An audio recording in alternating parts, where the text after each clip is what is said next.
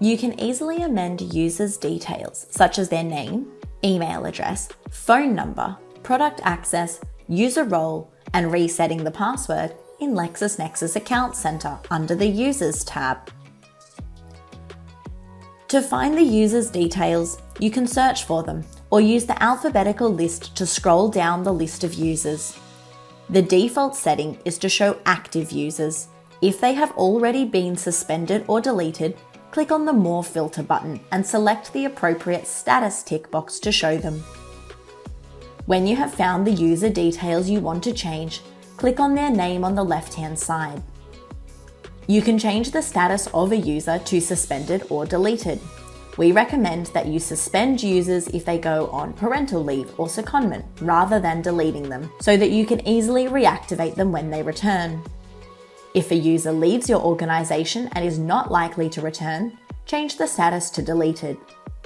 You can choose for this status change to occur now, or you can select a date in the future to schedule it for. Most users' role will be end users, giving them only access to Nexis Advanced Research. Admin users have permissions to add, amend, or delete users and view invoicing information.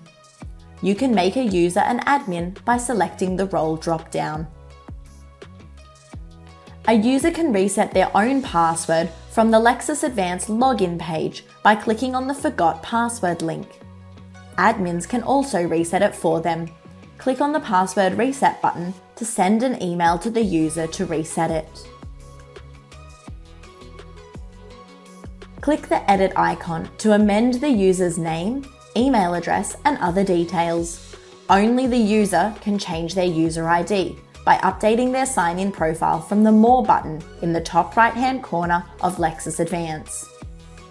The Product Access sub-tab allows you to manage what products a user can access. The default is to enable access to all subscribed Nexis Advanced content for all users.